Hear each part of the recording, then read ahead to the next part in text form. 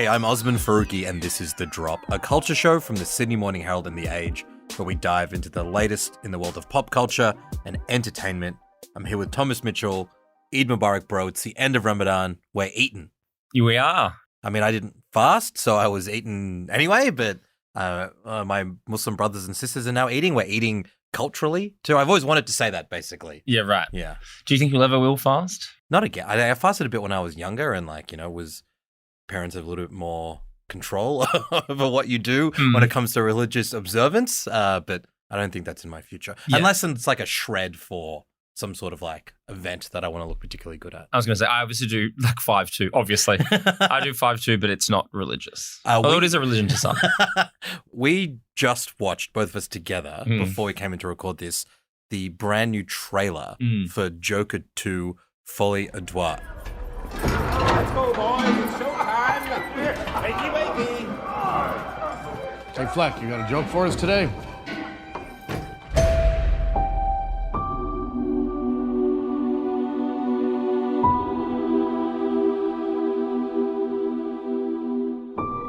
We use music to make us whole, to balance the fractures within ourselves. I'm nobody. I haven't done anything with my life like you have.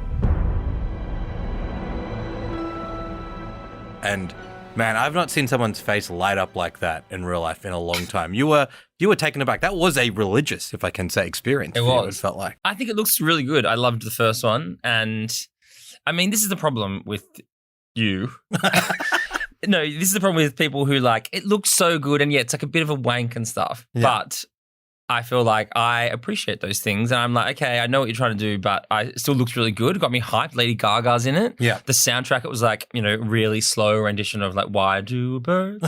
Are you aware of the fact that the movie is a musical? Is it really? Yes, I wish you could see Thomas's face. Is it really? It's a musical. It's serious? a musical. There's 26 tracks in it. Yeah. Joaquin Phoenix and Lady Gaga are singing in this film. Are you serious? I'm 100% serious, dude. That changes everything. Well, so I was intrigued. I did not love the first movie. For reasons we don't have to get into now. We can talk about it when and if we talk about the second film. But it being a sequel is interesting. It bringing in Lady Gaga is interesting. And then when they announced that it was going to be a musical, made me think, okay, they're doing something. I'm interested. I'm going to reserve judgment. The trailer, very stylized. I can see why it will bring a lot of people in. I kind of remain unconvinced about, and you're going to make fun of me for saying this, the politics of the Joker film and what they're trying to do and say at this current moment. But I like Lady Gaga. And if this is kind of like A Star Is Born meets the Joker, that could be interesting. But I love the fact that you had no idea it was a musical. Did you know that I didn't know it was a musical? No, I didn't know. That's why I asked you. But I had a suspicion from your glee. Okay, well, that does change a lot of things. But look, I will join you in reserving judgment because I am a big Joaquin guy and I think Lady Gaga has serious chops.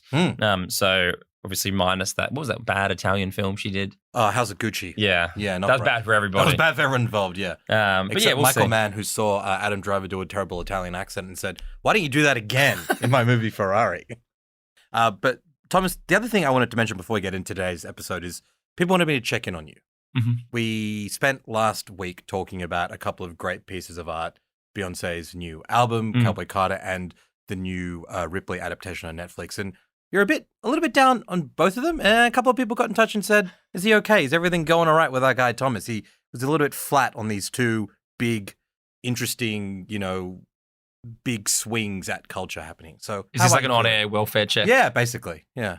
Yeah, look, I actually had a few people getting in touch with me and saying thanks for standing up, bro. Thanks for saying what others wouldn't. No, look, I feel good. I actually listened back to the podcast and I stand by. You even, in fact, sent me the New York Times podcast who had a similar discourse-driven discussion to us. So, I mean, aside from the fact that, once again, The Drop has its collective finger on the pulse. Yeah, well, days before the New York Times podcast on Correct. This one. Yeah. So, yeah, look, I am good. I stand by everything I said, obviously, unless anything I said proves wrong, in which case it was a mistake. But, yes, I'm excited to get into things this week. And we actually will revisit Ripley because I've now seen the entire show and I think there's a bit more to discuss there. But this week, in terms of the world of television, one of the greatest shows ever put to air wrapped up. talking about Curb Your Enthusiasm.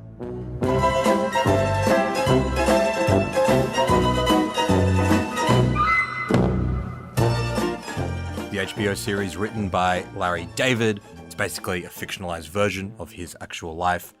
This show's been on the air for 12 seasons, spread out over 25 years. Thomas, do you know who was the president of the United States when Curb Your Enthusiasm first went to air? I don't know if you've heard of a little thing called Reaganomics. No, it was Bill Clinton. That's crazy. Isn't that insane? It is crazy, given how much like the world has changed, and it's funny to put it in those terms of like how many different cycles we've been through now. Well, yeah, so we had Bill Clinton, George Bush, Barack Obama, Donald Trump, Joe Biden, potentially Donald Trump again. All of that has happened while Larry David has just been getting up to ridiculous adventures in LA. And I think it is crazy when you think about like Curb finishing now and the fact that Seinfeld, the finale, which we will also talk about, finished in 1998. So this guy has been he's gone back to back with two of the greatest like 30 TV, years, yeah. Like it's an insane feat. And I think, obviously there's been lots of breaks in the Curb kind of run, but still, it's an incredible achievement that it won't probably be matched. I'm very, very sad that Larry David has called time officially. I reckon this time. Yeah. Okay. Interesting. Let's get to that too. I mean, this is a really fun finale to get into just on its own terms, but we also thought it was a good opportunity to discuss, I guess, the idea of TV finales more generally, when they have worked, when they haven't, what kind of legacy they leave for a show. As well. And there's a lot of great, iconic, good, bad, and kind of divisive finales to talk about. But first, let's chat about Curb. There was some talk this season that Larry was going to explicitly reference the infamous and very divisive Seinfeld finale, which he actually wrote as well. There are a couple of conversations Larry was having throughout this season of Curb where people brought up, oh yeah, you worked on Seinfeld, right? You might have known that person. And Larry was like, no, I actually stopped after like season 7 or whatever. And they're like, oh, but you came back for the finale. And Larry's like, yeah, I did. Why are you bringing that up? And in fact, in this final episode, Leon starts watching Seinfeld for the first time. I loved how he did that. So good. And there was some interview where I think Jeff Schaffer, one of the executive producers and writers, was like, yeah, it just kind of occurred to us that probably Leon has never watched Seinfeld, so let's get him to watch it. He's binging it. He's getting closer to the end. And he's like, I love the show, Larry, but like, I'm getting close to the finale and everyone tells me you fucked it up, so I can't wait to see it. Before we get to the actual like conversation around the Curb finale, which is riffing off and paying homage to and then twisting the Seinfeld finale, can you remind us of that and why it was so controversial? Yeah, well, so the Seinfeld finale aired in May 1998. At the time, Seinfeld was already kind of considered in the pantheon of great TV shows. And as you said, Larry David had left, I think, after season 6 for a couple of seasons, and he came back to write the finale. And I mean, look, it was always, I think, behind the 8 ball from the get-go, given the show was about nothing. And so to wrap up a show like that is a tricky thing to do. And obviously, as it turned out, perhaps he fumbled it a little bit. Essentially, what it did was we found the 4 main actors, Jerry, George, Elaine, and Kramer, who were on trial for violating a Good Samaritan law because they'd failed to help a person in need, which is a very like Seinfeld type setup. Yeah. In the finale, basically, they're all on trial being represented by Johnny Cochran. And we basically see this like revolving door of cameos from people who the 4 characters have like wronged in the past. You get the soup Nazi, Babu, Mabel with the marble rye. And so all of these people come back and they, it's like a character assassination on these guys. It essentially ends with them being convicted by Judge Vanderlei. And while they're kind of sitting in there, waiting to be sentenced, they start having a conversation about, the placement of George's buttons, which is from the very first episode of Seinfeld. The second button is the key button. It literally makes or breaks the shirt. Look at it. It's too high. It's in no man's land. Haven't we had this conversation before? You think? And that's basically where the show ends. And so, yeah, that was this kind of like really divisive finale. People thought they shouldn't have bothered moralizing these characters who, famously don't care about anything. Yeah. And yeah, it's kind of been that water-cooled conversation forever. Like, did the Seinfeld finale live up to the show's hype, or is it, perhaps the biggest flop? And I think a lot of people were upset at the time because they'd been building this finale up in their heads, and a lot of it was like a clip show, like highlights from the last few, which I guess probably was more important back then because that was an era before like the ubiquity of the internet and YouTube. You couldn't just watch your favorite clips from Seinfeld. So I don't know why old people got so mad about that. Like, that's great. Let's get the Babu getting deported, sequence happening again.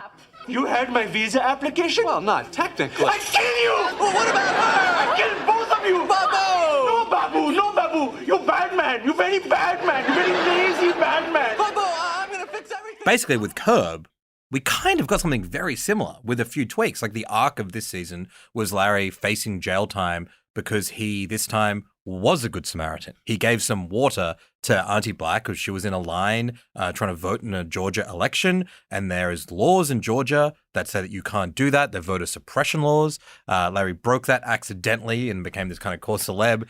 The finale sees Larry and his friends head back to Atlanta for the trial, and it's a roll call, basically, of all of Larry's rivals throughout the years. Mocha Joe pops up. Oh, my God. It's not Joe Bocabella. That's Mocha Joe. Mr. Bocabella, I understand at one point you were in the coffee business. Yes, I was. It was called Mocha Joe's. Maybe you heard of it. Ever have a problem with anybody? Not really. Normal stuff until one day Larry David came in. Could you tell us You what get happened? this sense that Larry is actually a terrible person who does terrible things, very reminiscent of the Seinfeld finale. And I guess, spoilers if you have not seen the Curb finale yet, this time, again, Larry gets convicted. But while he's in prison, just awaiting, I guess, getting sent to the facility where he'll spend a year in prison, Jerry Seinfeld rocks up and says, actually, it turns out you're out because one of the jurors who was supposed to be sequestered, I ran into him at like a Mexican restaurant. He's a bad sequesterer. He's a bad sequesterer. And then they walk out of prison, and I think Larry turns to Jerry and says, you know what, this is how we should have done the Seinfeld finale. And the way that the Curb finale really ends is with Larry on a plane with Jeff and Susie and Leon and Richard and Cheryl, his ex-wife, and Ted, and they're just bickering. And I think Curb is actually, one of the interviews I read is that they actually filmed that sort of scene to end a couple of seasons in the past, but there was just too many things going on, so they cut it out. So the ending feels way more true to the show than a sort of statement on what's happening with Larry. How did you feel about this final episode and maybe the final season of Curb? Yeah, I think he really nailed it. And it's funny because there's lots of discussion now about whether or not was he really trying to directly address people's issue with the Seinfeld finale. And I just feel that's putting too much consideration, I think, on Larry David. I don't think he even cares if you liked the Seinfeld finale. I think he was just this is a really funny troll almost. Yeah. So just redo Seinfeld, tweak it slightly, and that's it. The two of the biggest TV finales of all time, I wrote them both, and they're both essentially the same thing. Yeah. It's kind of such a great Larry David, I don't know how to end this. I'll just do what I did last time. I don't give a fuck if you like it or not. Yeah, and they're there's a small tweak with Jerry, but even bringing Jerry back, it was just, And I think, look, I would say the Venn diagram crossover of people who love Seinfeld and people who love Curb is near the 98th percentile. And so there were just so many Seinfeld hat tips in this episode. The airplane scene, Jerry coming back, even the conversation between he and Jerry about the bearded lady. We'll get together. You go to the bearded lady's apartment. It's a normal apartment. Nothing freakish. No, nothing freakish at all. Yeah. You wouldn't know you were in a freak's apartment. No. Okay? Now you see this picture, this gorgeous woman, Yeah. and your friend says to you, that's the bearded lady. She has no beard. Clean-shaven, bearded lady. She's quitting the circus. She's got a big crush on you. Really? She'd love Yeah. It was so just straight from Seinfeld. And I think there's also a callback to the pilot where Larry's got his corduroy pants on. Yeah. And he's got the pants tent. And that's George with the buttons. Yeah. Yeah. So it just felt like it was tailor-made for people. And I thought they did a really good job. And it really is a hard thing to do. And I think probably we don't realize yet, but there will be a big Curb-shaped hole in all of our lives. Yeah, I enjoyed this season a lot. I think the show is not quite what it used to be. I think it used to be so much more layered and complex. You'd have these multiple plots that would all come together in this really sharp way. I feel like the last couple of seasons, it's been a bit more hit and miss. There's been a little bit of that, but there's also just been a real joy in Larry, just kicking around the house with Leon, talking absolute shit. I think it was either this season or the last season where there was this 2-episode ongoing bit about Larry's distaste for Little Women. And I'm not going to say it out loud, but what Leon thinks he's talking about when he's talking about the Book of Little Women is just extraordinary. There's a little bit more of the kind of non-secateurs, I think, than there used to be. And then sort of the layered, complicated plots have sort of disappeared. But I'm starting to realize that, like, not that I watched this show from the age of 9, like when it first came out, but for a long, for like the last 10 years of my life at least, this has just been a thing. This has just been like, this is culture. Like every year or every couple of years, there'll be a new Curb season. You watch it, you talk about it.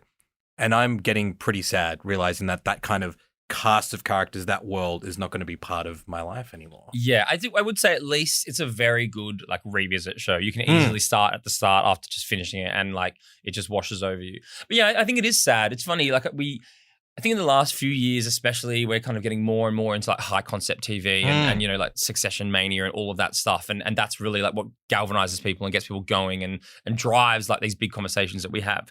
And so perhaps it's harder now for shows like Curb to exist and really thrive because it doesn't feel like enough. But they do have such a special place. And this is the same thing with Seinfeld, especially when you talk to young people about Seinfeld. They don't seem like, I say young people, but like if you're, in your 20s now, like in your early 20s, and you go and watch Seinfeld, it doesn't seem to like land in the same way. And I just think that culture around these shows that don't really have anything that big to say has changed so much because we do feel that we need to be talking about these big, important, high concept shows. And yeah, I think the beauty of Curb as well has always been, it's like, Larry is this kind of audience surrogate who is constantly like running afoul of like, accepted etiquette and stuff. And it's very funny to watch him like fumbling his way through life. Yeah.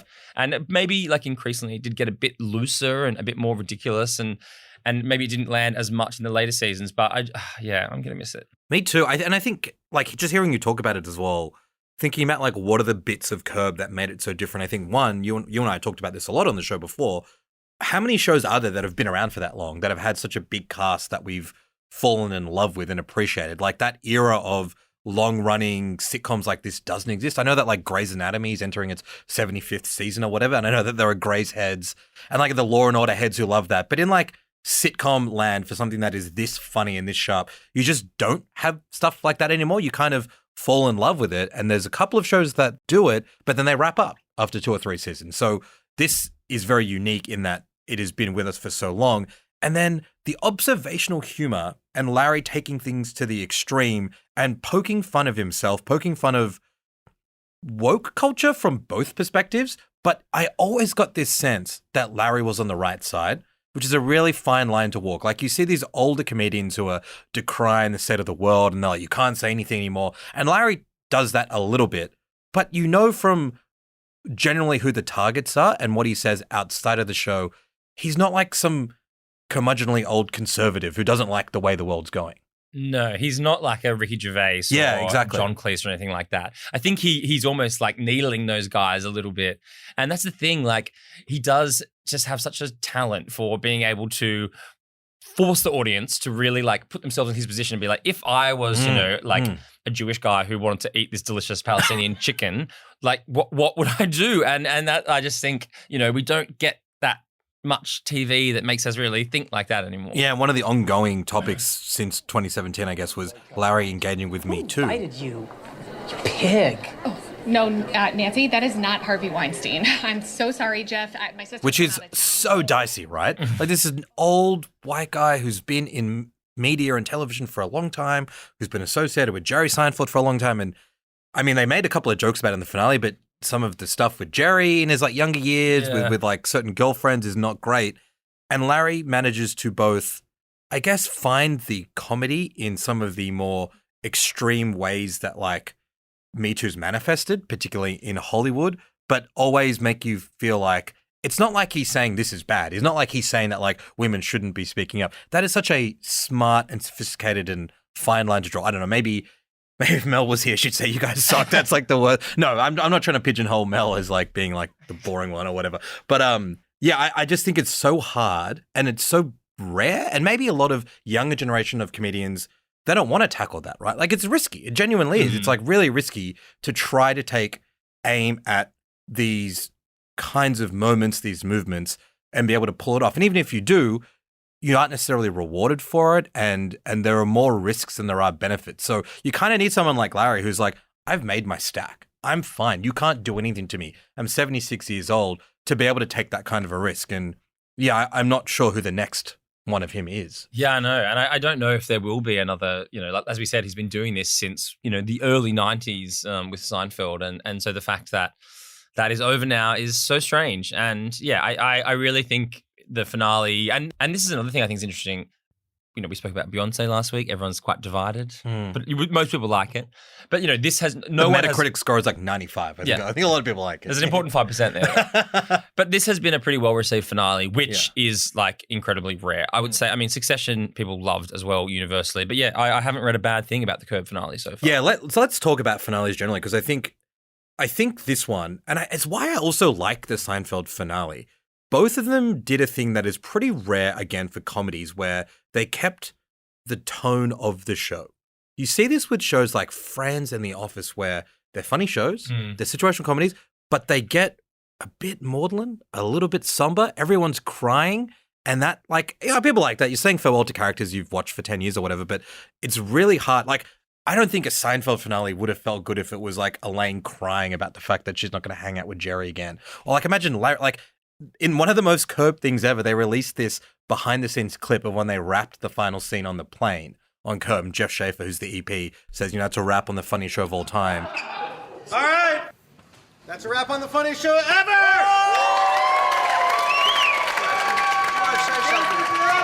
Larry David has treated me like a god, and all of you have, and this is the greatest experience of my career, and I love each and every one of you. I'm honored. And Richard Lewis gives a speech, and it's obviously very sad because he's passed away now, and he's just thanking Larry for treating him like a god. Cheryl, Larry's wife, she's crying as they've cut, and the camera's turned to Larry, and everyone's expecting him to give a speech, and he just kind of shrugs and wanders off. And I'm like, that's the tone of Larry. That's the tone of the show. It wouldn't have been right if they actually showed everyone crying on the plane.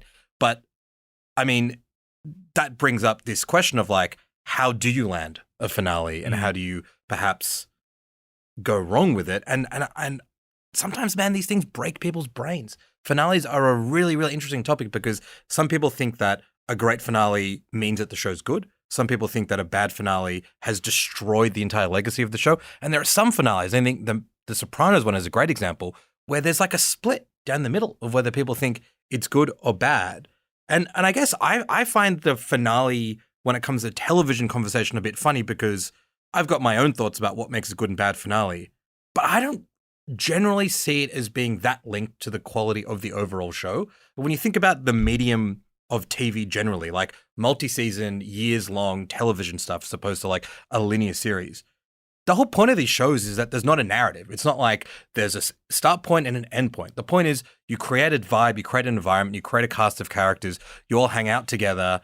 There isn't, by definition, like a definitive end. So whether it ends well or bad is kind of irrelevant to me in a lot of ways because that's not what the show's been trying to do. And if I do show rewatches, I often won't make it all the way to the end because you can see them starting to wrap things up. And that's not what I'm watching the show for. But I mean, how do you feel about, like, do you put a lot of weight and stock, and do you think finales can make or break a show? I think it's been shown that they can kind of make or break. Yeah. I do put a lot of stock in it because I think it's just really hard. It's human nature. You're watching a story has a beginning, middle, and an end. And so especially, we get so much hype now around, like, even with Curb, it was like, it's the last season. So from the minute you start episode 1, you're like watching within the prism of like, how will this show end? Yeah. It was actually kind of interesting with Curb because like Larry does so often be like, this is the final season. Oh, actually it's not. So you didn't really know. But yeah, I mean, I do think a good finale can change, the way I feel about a show. I was incredibly nervous, as you remember, about the Succession finale. Oh, yeah. And that was a show I thought, look, probably in retrospect, it wasn't going to change its legacy had the finale not been like so great. But it was so like note perfect, I think, that Succession, which was already on this incredible path, everyone was so hyped about it, everyone was loving it, and then the finale just sat so perfectly atop that entire mountain that it just solidified it as one of the great TV shows. And I know that, I don't watch this show and don't care for it, but from what I've learned in my research, which I do a lot of, is that for instance, Game of Thrones, which was universally considered one of the greatest shows of our time. Yeah. I really felt like whatever they did in that finale, fuck knows, I tried to understand on the internet. Like whatever happened in that finale genuinely seems to have tarnished what people think of the show. Yeah, those are both really great examples, I guess, kind of counterpoints to what I was saying. Like, I think Succession is in its own fascinating little category where it was like a hang show. Like, it was comedic at these moments and there was a big cast and you could have we said this at the time, you could have just hung out with these guys for another 5 seasons. But it was also trying to tell a discrete story about this family, this company, this point in America, what happens when the patriarch. So it found a way to unite those two things that I think so few TV shows managed to do. Game of Thrones is, I think, one of the most clearest recent examples of a show that just destroyed its entire cultural legacy by a bad finale, bad season. That show, I know that you didn't watch it, but it had this grip on the culture, right? It was the most pirated show when it first came out. It was the most watched show when it became easy to stream. People had watch parties. Like, I went to people's house, every time, once a week to watch Game of Thrones. You'd read recaps, you'd listen to podcasts, you'd debate. This was freaking everywhere. Then the last season comes along. So because from what I can gather, the last season itself was a bit of a clusterfuck. Yeah, I think looking back, I think what generally people accept is Benioff and Weiss, the showrunners, really, really good at adapting George R.R. Martin's material. Did a great job with a very complicated and dense story. When George hadn't finished writing the end, and I guess it kind of sketched out the plan, and those guys had to just do it. They fumbled it a little bit. I also think there's a sense that they've been working on that show for a very long time. They had other projects lined up and they're just like, let's get out of here. So things that normally would have taken 2 to 3 seasons to happen in the earlier part of Game of Thrones happened in like half an episode. Plots just like resolve very quickly. Character development happened so fast without any acknowledgement. Characters that we were rooting for had fascistic twists that made no sense. And then ultimately the guy who ends up on the Iron Throne is someone people are just like, what the hell's happened here? And I think maybe it's because that show was so good and people were so invested, it felt like a betrayal. You've kept me on tenterhooks for 7 or 8 years to find out what's going on. And then you, the creators, have treated me with disrespect. So I no longer want to talk about this show at all anymore. It's kind of like the J.K. Rowling Harry Potter thing for a lot of fans. They're like, I love this stuff. I don't really, fuck with J.K. Rowling anymore. So I never want to talk about Harry Potter. But it's actually a really good example of how badly telling your ending can ameliorate everything that came before. Yeah, it's interesting. Like, it definitely seems to have ruined that show for lots of people. I do feel like, again, this is probably recency bias, but I do feel like the conversation around finales really did begin, because you kind of said it before. It's very different when it's like a hang show, like a Seinfeld, even if you're disappointed. But like, I felt the conversation around finales did begin with The Sopranos because it was, talk about having a grip on the culture. Like, this is obviously before the age of streaming and the internet had like completely ruined us all. But, it was this like huge HBO drama. It was the start of prestige TV for a lot of people. And, this was appointment viewing in its first instance. And then obviously it remains, I think, probably the most, even if you haven't watched The Sopranos, I guarantee you can tell me what happens in the final scene. Spoiler alert, if you haven't, you're about 25 years too late. But obviously, all we see is Meadow trying to park a car 3 times. She walks into a diner. Tony looks up and then the show cuts to black. And I, have had this debate so many times. I've spoken to Michael Imperioli, who obviously plays Christopher, about his thoughts on the finale. And even he admitted that I think he thought his cable was broken at the time. Like, this is, which is of course such a 90s thing to say. But, this is like that, I guess, redefined how, David Chase is a genius, but redefined how a TV show should be ending. I personally think it's a great ending. I think so too. I think the fact that it's ambiguous is so smart, and you could either read it as like, well, this was us spending 6 years in the life of Tony Soprano and we've just cut away from it. That's it. What happens happens next. Or, which I think, there's a credible theory, and it's probably the one that I subscribe to, that there was a hitman coming in the to whack members Tony. only jacket. Yeah, guy. exactly. And I think there's a reference earlier in that season. One of the characters is talking to Tony about, I think like when it happens, you don't hear it, you don't feel it, just happens. Like, that's death. And for a show that was about death from the very, very start, and Tony's fear of losing control, and death has haunted him and he's been responsible for it, it makes sense to me that his character just dies, that there's nothing left for him. That makes more sense to me in terms of what the show's trying to say than him sort of living this happy family life. But either way, none of that changes whether the rest of the show is great or bad. And either option sets up a world in the future of the Sopranos universe that is still very interesting and true to it. So it's really interesting. It's ambiguous, but either option is fine. And I think one makes more sense, but I also concede the merits for the other one. I love the idea of ending the show that way. I know some people think it's a cop-out, but I mean, like, what's the counterfactual there? That you see Tony bleeding or you just see Tony have a nice dinner and they fade to black? Like, that's not compelling. But that's what I always wonder about people who get so obsessed with this. Like, what happened? Like, I'm sure David Chase has spent the rest of his years being asked, is Tony alive? Yeah. But, like, the people who really want those endings, like, had the guy in the members only jacket walked in and shot Tony in the head, like, would that have satisfied them? Like, I still don't really understand. You look at all these kind of, especially these like prestige TV shows, and try and figure out like maybe what they've got in common. And you kind of touched on it before. I think it's really about staying true to like the soul of the show. Even if it's so tempting when you are, like wrapping up something or bringing any project to an end, you naturally feel like you need to tick off certain things. But another one I think is great is the Mad Men finale.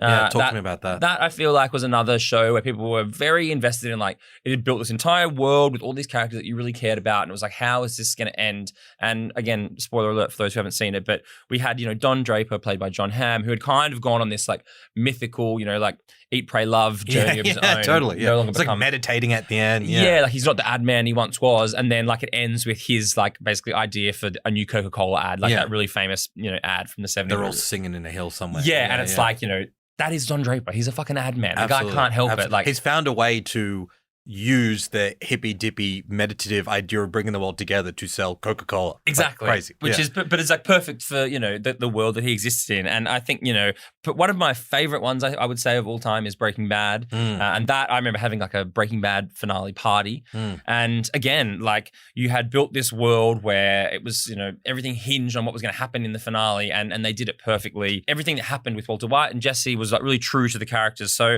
I think, the temptation to offer closure or anything, it's always there. But really, if you just stay true to the world you've built.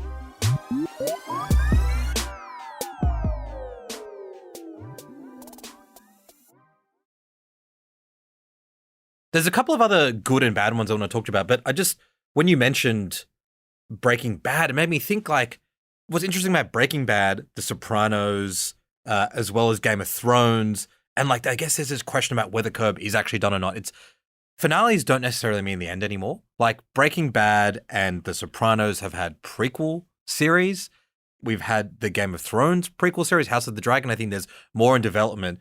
It's interesting to me whether you think the weight of the finale, like maybe part of the reason why The Sopranos finale also felt so emotionally resonant was because this was before the era of turning everything into IP. And so it was like, well, this is the end. This is the end of the Sopranos universe. And then 15 years later, it's like, guess what? I'm showing you what it was like in the 70s. And now when a show ends, the immediate question is, well, what's the spin-off going to be? So a finale wraps up a bit of the story, but not the whole thing. Do you think that shifted the way we think about the definitive end of shows? Yeah, I think so, because there is this kind of safety net. Like, even with Succession, which I know we always go back to, but like there was so much chat about like, oh, will Jesse Armstrong do something else? Will there be like a Greg and Tom spin-off? Which is so crazy to think. We were high on some bullshit back then. Yeah, we were really... But we have been conditioned now, I think, to be like, oh, well, we love this show, and especially the studios and stuff love this IP, and they've got onto a winner here, so surely they will. And if they could have convinced Jesse Armstrong to do it, they would have. 100%. Like, or if he had come back and done like a, fast forward 5 years, a one-off Succession film. I mean, it may still happen. I would be shocked. But yeah, I definitely think that has changed because we do have this safety net now where it's like, oh, well, it's really sad to say goodbye, but, we know that there could be something coming. Whereas, for instance, not a great finale, but Friends. Yeah. Very sad. That was just like completely, they lent so hard into the sincerity. Everyone ended up sobbing. Every shot looked like them just crying nonstop. Yeah, like they all like put the keys on the end of it. Like it was all very sad. But I think people really knew that was the end. It was a huge show that had turned these 6 kind of unknowns into... Yeah, but then they made Joey. They did make Joey. Everyone forgets about Joey. We memory hold Joey. But, that's probably for the best. Yeah, definitely. One, I guess, that's sort of in the same vein as Friends, but I think did that better, is The Office. Oh, yeah. I think The Office finale, like The Office was always pretty funny, but had this heart to it. Which Office are we talking about? I'm talking about the American Office. Okay. And then, they brought back Steve Carell, and there was like some teary moments, but it was also just a generally very funny episode. And I think that is another good example of it staying true to the show that it had always been. Because there's a version of that show where it's just 75 minutes of everyone crying. I'm glad they didn't do that. I never finished. I mean, I actually never have seen the British Office. Oh my God. Yeah. Okay, you yelled at me for not having seen fucking It's a Wonderful Life or whatever it's called. Yeah, I know that Ricky Gervais wasn't as weird then as he is now, but I just like, a guy annoys me so much, man. The show is very funny. You know, probably one of the weirdest finales I've had in recent times? Neighbours. Like, how angry is Kylie Minogue about coming back for that finale, only for then Freeview and Amazon to step in and be like, we were just joking 6 months later. Did you see this story from this week that like Harold is coming back to Neighbours? Yeah. Isn't he dead? I'm not clear. Like, it's so funny that 10 years ago, that would have been like, stop the presses. Like, Harold Bishop is coming back to Neighbours. But just that show, just let it die. And this, I think, is also like a part of a wider, external from Neighbours problem. People do feel a little bit cheated now because we do still get emotionally invested in these finales, and we're the way they market them and everything. It becomes such a big thing. I reckon, say in 6 months, if we do like get a surprise curb, even though I feel like I would be excited, I think I'd be a bit like, oh, okay, I feel cheated now. Like you actively got me invested in saying goodbye to these characters. I enjoyed the finale. I wrote and thought and talked about it. And now like we're just doing it all over again. So I think it's a tricky thing, like buying into this, extending the show all the time and keeping the world going. Yeah, there's something to be said about the like real clear end. Like there's a couple I wanted to mention more recently that I think have done that really well. One is Dairy Girls, the Netflix show. I loved how that ended. I think, again, it was like a nice ending in terms of where each of the characters was at sort of emotionally and where they're at in their lives. But, the ongoing theme of that show was the troubles in Northern Ireland and the violence that was afflicting all these people as they grew up. And so showing them like vote on the Good Friday Agreement was really powerful, really interesting. You kind of got the ending of like the politics as well as where the characters were at. And you're like, okay, that's it. That show's done. I don't need to find out what happened to them in the future. And the other one is Fleabag. Like, I thought that had a nice ending. Like, had an ending that was really true to it. That idea of it'll pass from Andrew Scott Hot Priest, like, just a beautiful. Is it the end at the bus stop and she's like, I love you, and he's like, it'll pass? Yeah. It's one of the best, like, romantic, but in a brutally honest way that I can remember in a TV show in a while. It's like, this is what happens in life, really. Yeah, exactly. And then on the other end of the scale, and this is one I find so funny because I actually recently rewatched my wife was watching it and I just walked into the room, but the Sex and the City finale. Oh, and talk about, there's a running theme here with HBO, but talk about a finale that was another really big cultural moment. People were fucking hyped. And obviously that show has done a lot to kind of tarnish its own legacy in releasing like 3 pretty bad films and then obviously having, and just like that, the new series minus Samantha. But again, Sex and the City, and I know you have your own thoughts about it, but it was a groundbreaking series in a lot of ways for a lot of people. But the series ended up like, basically, the finale captures how much at war it was with itself. Like the second last scene is Carrie finally ending up with Big and kind of giving her this traditional ending, which didn't really feel true to the character. But then the very last scene is her like walking down the road by herself, going to meet the girls, and she talks about like the most important relationship is her friends. And it was like the creators, like Michael Patrick King, couldn't bring himself to choose either path. He like hedged his bets, and everyone I think generally felt a bit like, you kind of dogged us there, like on either camp. Yeah, and I think that's interesting for a couple of reasons. It's a really good example of how a show can change over time. And so like what the characters would want at that phase in life is different to the idea of the show starting when they're much younger and carefree. And also how you get shaped by what the audience wants, like fan service. This is this thing that drives shows a lot. Like there's ways to end a show that is perhaps more true to your creative vision and true to what the characters are at. But you're like, fans don't want that. They want to know who she ends up with. So we have to give them some of that as well. Well, that's what's funny about the fan culture now, especially. Like I remember reading posts, I know I keep talking about Succession, but it was such a recent finale and such a great one. Posts that I think Jesse Armstrong did a big sit down with The Guardian, and he was like, we were sitting in the writer's room and we kind of felt like what we knew in like the marketplace of viewers was that people kind of wanted Kendall to maybe win. That was what they felt from the audience. And so they kind of tried to game it out a lot, like to try and see like, what about if we do this? What about if we do that? Because they were kind of almost, and then eventually he was like, no, we're trying to write now with an audience in mind, like this is mental. And so they scrapped it because it never really worked in a way that was believable. But yeah, even at those top levels where, you've got these writers' rooms who fucking obviously know their show and their characters inside out, it's very hard once a show becomes so popular and so buzzy not to listen to like what people are saying, what people are wanting.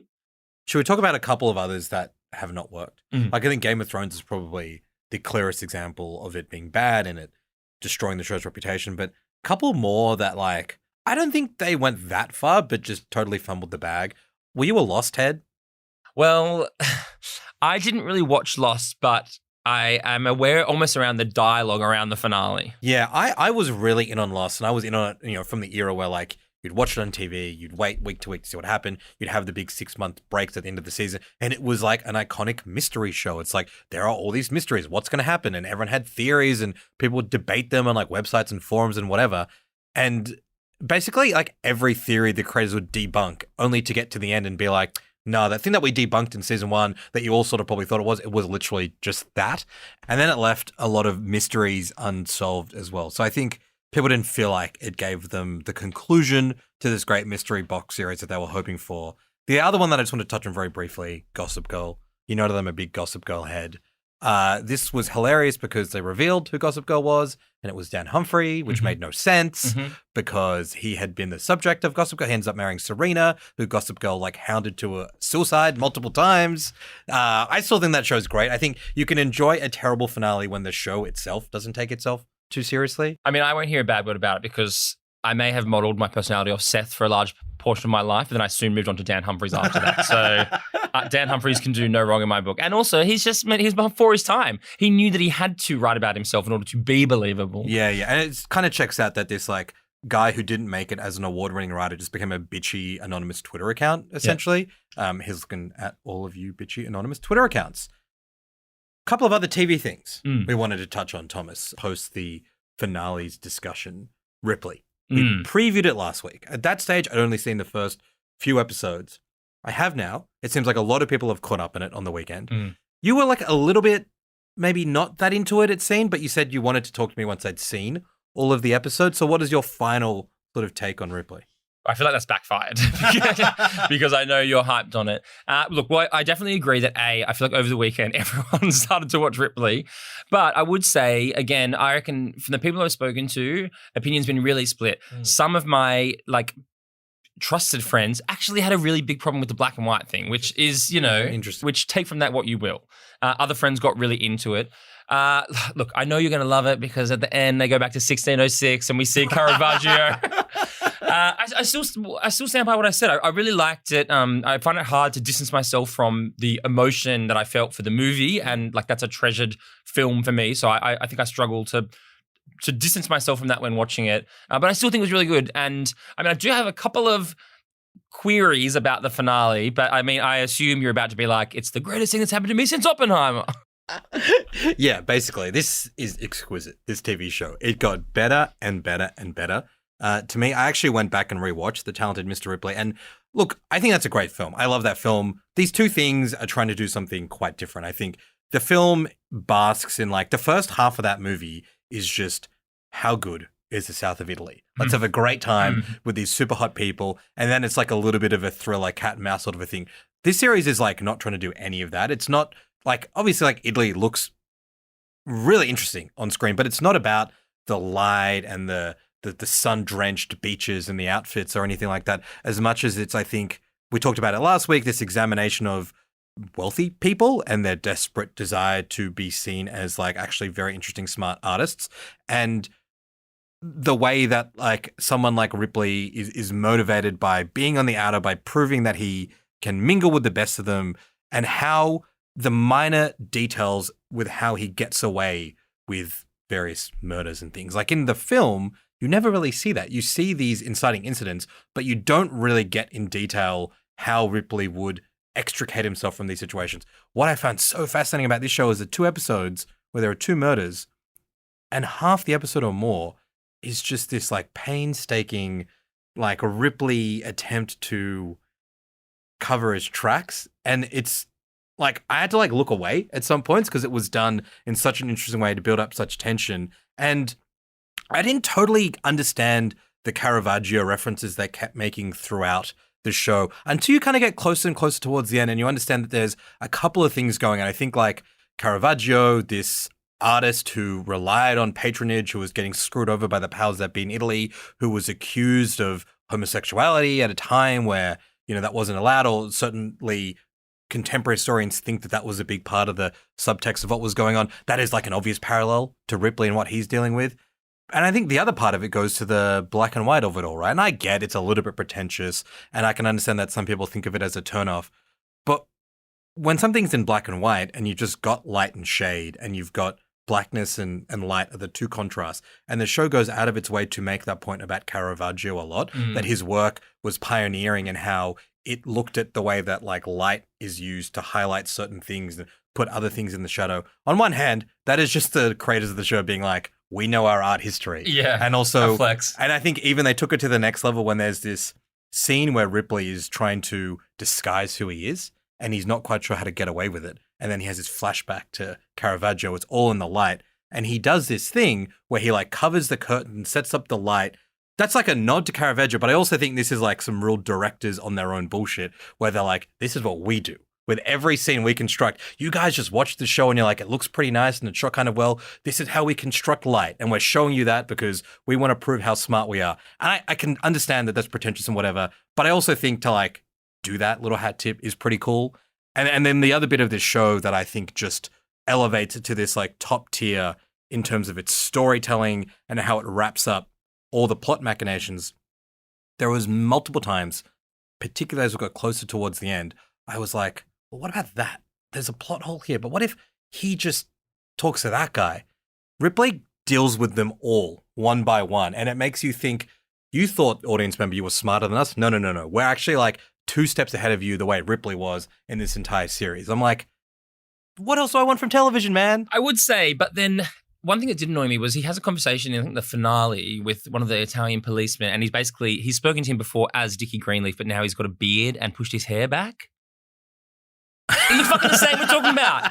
Like, there's no amount of light and shade that doesn't make you think that that's not the same guy you spoke to like 2 weeks ago. Yeah. Like, look, I'm being facetious, but I see what you're saying. And I mean, look, I was really excited to see John Malkovich. I know, who played Ripley in Ripley's Game. Yeah. So he kind of pops up sort of as a little bit of as a hat tip to that. And then it's funny because we spoke about this earlier when we were talking about finales, but obviously we are kind of engineered now to always be like, and what's next? And already people are like, Ripley season 2, obviously going to be amazing. He's going to be this new version of Thomas Ripley and he'll be teaming up. Because I think in the books, John Malkovich's character, they become literal partners in crime. Absolutely. So, I mean, look, that's exciting for us. That will be really cool. That will be really cool. And I think Steve Zalian, who signed on when this was originally not a Netflix show attached to the Showcase in the US, I think the idea was to adapt all of the Ripley books. So I'd be into that. But I think the reason I just want to talk about it again is now that I've seen it, I wanted to unpack it with you, but also I want to implore people to watch it. I know it's like not quite the same as a lot of other Netflix stuff. It's a hard one to second screen. Like I think a lot of Netflix stuff. Yeah, a lot of Netflix stuff is made for,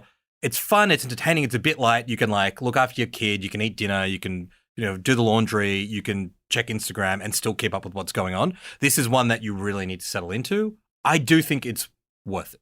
It's really funny. Like all the stuff I've been watching lately is very much not a second screen show. Like Shogun can't second screen it, got to be reading. And it's funny with Ripley, I really need to watch it with the subtitles on. And originally we got screeners. And so just, you probably wouldn't impact you, but I have to watch it with the subtitles on because I have to have it down low so I don't wake up my kid. There you the screeners didn't have subtitles yet because they were early cuts. Yeah. So I had to like always watch it when he was like out of the house. But I think I think season 2, I do reckon people are into it now. Season 2 will be big and it'll be exciting because hopefully Mel will be back by then and I can explain to her who Caravaggio is and like what his whole vibe was. So that'll be good. But yeah, look, I if I went too hard last week, I don't want to, go full like J. Cole and retract it, but I still love the show. I just love the movie too. Yeah, well, you mentioned Shogun, which is the other one, and I actually kind of love a show that forces you to be engaged. Shogun does it not just because of its storytelling and its acting, but like 90% of the show's in Japanese. So if you are not watching it, you're missing out. And that can be a little bit annoying in our world where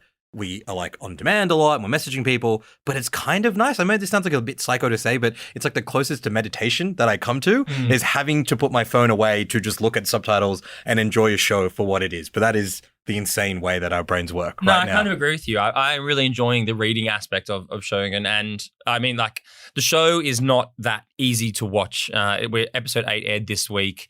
I think it's been a slow burn for people. People in the States seem to be eating it up. But the last 2 episodes particularly, I'm like fucking like locked in for the last 2 now. The initial reviews were kind of like split between, is this the new Game of Thrones? Is this Succession? The creators in interviews have said we thought a lot more about Succession. I get both of the comparisons. It slowly started to dawn on me that one of the most Succession elements of this show is this question of like fail sons. And that comes up again and again in this. People who might not be up to date with it don't want to give away too much in terms of what actually happens, but right from the start, there is this generational element, these generation of Japanese feudal warlords who have built their power by amazing strategic acumen and fighting fights and being both great soldiers and great politicians. And then the next generation who've just grown up in the sort of the wealth of it, trying to prove themselves and not doing a great job. That element in both, like, it's cutting satire of that kind of person, but also sometimes it's very dark humor is really working for me. The Game of Thronesy bits exist, but it's not one for like giant battle scenes. It's not one for like heaps of very literal talk about who's aligning with who. So much of this show is what is unsaid. Like there are these long scenes where someone's just like making tea for someone else, and that is displaying some kind of like power imbalance there. But then I think it has just enough of some faster moving, high octane stuff to keep you like the heart racing. Well, yeah, like especially this most recent episode 8. I mean, obviously I haven't watched Game of Thrones, sounds like dog shit, but obviously I know it's very graphic and stuff, but there's so much in Shogun is like the threat or discussion of violence, and there's maybe like 3 or 4 like really, really gruesome moments that come out of nowhere, but they're like used sparingly, and in this most recent episode we see one, and it's like, it makes a lot of sense why it happens, but it's amazing as well. Like it's quite gruesome and quite gripping. I definitely think it has huge Succession vibes. Like even in, we saw Toranaga, who's like, let's essentially say the Logan of the show. He's got a son that like pulled a pretty Kendall move in the most recent episode. I won't say any more, but yeah, the power, struggle, and I just have found it so like, it's like one of those shows, 4 episodes, you're like, what the fuck is going on? And then once it all clicks, you're just like so invested. Now I can't wait for like next week's episode. Yeah, and the way that it has done that, there was a scene a few episodes ago where a big group of people are ambushed, right? And instead of showing the visceral action, you just see the aftermath of it. And that's like a bit of a bold move because, post Game of Thrones, people love action scenes. I think Shogun has been billed as like a Game of Thrones, but set in like feudal Japan. And they're just like, nah, man, we don't need to show you that because this show is not just about the action. It's about the politics and the intrigue behind it all as well. It's moving to a conclusion. There's only 2 episodes left. There's 9 and 10 to go. I kind of don't have any idea what could happen. Like, I've not read the book. I've not seen the original show. But one guy who does seem to know everything that's happening is this main character, Toranaga, Hiroki Sanada. And one thing that I started to bump on a little bit, and I want to get your thoughts on this, is so many of the characters are fumbling in the dark. They don't have the master plan, including, the fan favorite John Blackthorne, played by Cosmo Jarvis, who's just like grunting and yelling and trying to get back to his ship. But Toranaga, he seems to be like 14 steps ahead of everyone else. I enjoy him. I think he's great. Hiroki Sanada is like just absolutely reveling in this role. He's doing such a good job. But a little bit of it is starting to be like, okay, so if we know that he's so far ahead of everything, presumably he's going to win. Does that take a little bit of the tension out of where things are going? Yeah, I do. And it almost goes back to what we were talking about before. Like, obviously, his main goal in this season is to kind of unite this faction and become the Shogun of Japan. And so I do feel like that is inevitable because, again, I'm like, well, this show has been such a breakout success. Like, obviously, we will get a season 2, and that season 2 will probably be him either like as Shogun trying to hold on to power or whatever happens next. So I do feel like maybe it's becoming obvious where it's going to end up. But still, like I'm kind of happy to sit along and see. It's funny. It feels I'm almost getting like the weird Succession throwbacks where watching Toranaga, I'm like, man, this guy's got to be a lock for an Emmy and a Globe next year. Like, not many performances on TV that are rivaled that I think in this year to come. I completely agree, and I think like the character of Mariko is doing a great job as well. I think there's a lot of just really good acting performances as well as the writing going on. And so much good, like what we know, we love this, like facial acting, so much good silent acting. Because there is like, the scenes are not very dialogue heavy. Like this is not like the fucking West Wing. And so like there's so much said when there's like not much said. So yeah. I think I understand if you haven't got into Shogun yet, and I know it's like 8 episodes and they're dense. Like the most recent one was like over an hour. But I still really think that people should just like commit. Well, there's a couple of other things to recommend, even though that was kind of an extended recommendation little segment. But our regular Impress Your Friends is back, where we recommend something we watched, listened to, read, or consumed in the past week. Mine is another TV show. It is called The Sympathizer. It drops on HBO in America on Sunday, so it'll be here in Australia on Binge on Monday afternoon. It's based on the 2015 Pulitzer Prize-winning book by Viet Thanh Nguyen. The show's been adapted by Park Chan-wook and Don McKellar.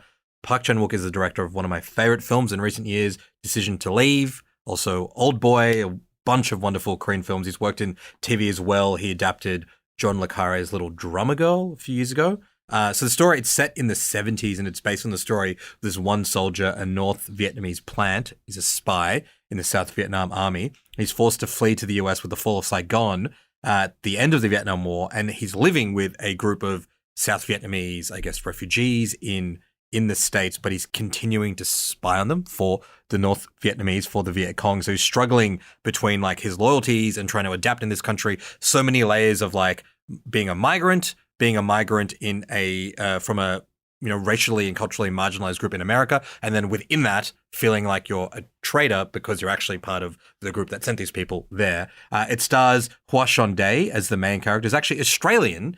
He was in Ronnie Chieng's International Student, Hungry Ghosts, Last King of the Cross. He was in the live action Cowboy Bebop. He is really, really good in this. It's an awesome, huge win for him. And he's alongside none other than Robert Downey Jr. And Robert Downey Jr., I don't want to give too much away because what he does in the show is pretty fascinating, pretty unique in terms of what he's playing. It's really interesting. Does he do more than he did in Oppenheimer? Yeah, he does significantly more. I think if you're like, I like Robert Downey Jr., but I thought he was overhyped in Oppenheimer, this is like astonishing. The peak of I think some of his acting stuff. Yeah, I feel like it's been getting really hyped, and HBO, hits and misses lately, but I'm keen to see it. Yeah, what have you got for us? I've actually got another long read. Oh, I know, nice. I'm becoming the long read guy in Mel's absence. This one's from The New Yorker. It's a recent one. It's from last week. And it's by Andrew O'Hagan, the Scottish author. He wrote Mayflies. He's actually got another book coming out this year. Really good writer. But it's called, the title is Scooter Braun and the Twilight of the Music Manager. And I thought it was really interesting because I've been kind of like quietly fascinated with the the rise and fall of Scooter Braun. As lots of people know. Agent to the Stars. Yeah, Justin like Bieber. he kind of like is credited with, finding Justin Bieber and Ariana Grande and all these like pop stars that we know now. And Scooter Braun was kind of like the brand. And of course, he had a very high profile, public falling out with Taylor Swift after he basically bought her masters. And this article basically charts it's called The Twilight of the Music Manager, and it charts the role of these like kind of career creators throughout time. So it starts like, it goes from like, Colonel Parker with Elvis, who we saw in, the Elvis film. And then it talks about Brian Epstein with the Beatles and all the way to Scooter Braun. And it talks about how the industry has changed in such a way that these people who like could, make or break stars are no longer needed. And Scooter Braun was perhaps the last great music really manager. Interesting. So I thought it was interesting. Scooter Braun now is like sold his company to some South Korean like music firm. Yeah, I think he's basically like, his brand has been tarnished and no one... He's like a middle tier bureaucrat in another company. Yeah, exactly. So yeah, that was a good long read. And there's so much good TV and stuff out, but I thought if you wanted to tap out and you were sick of reading Shogun, then this is good. Yeah, hard to read that whilst watching Shogun or Ripley. Yeah. But maybe, I don't know if you're doing rewatches of Curb, you could also read that on your second screen. Correct, at the same yes. time. Thomas, that was great. Thanks so much, man. Perfect. Thanks for having me. This episode of The Drop was produced by Chi Wong. If you enjoyed listening to today's episode of The Drop, make sure to follow us in your favorite podcast app, leave us a review, or better yet, share it with a friend. I'm Osman Faruqi. See you next week.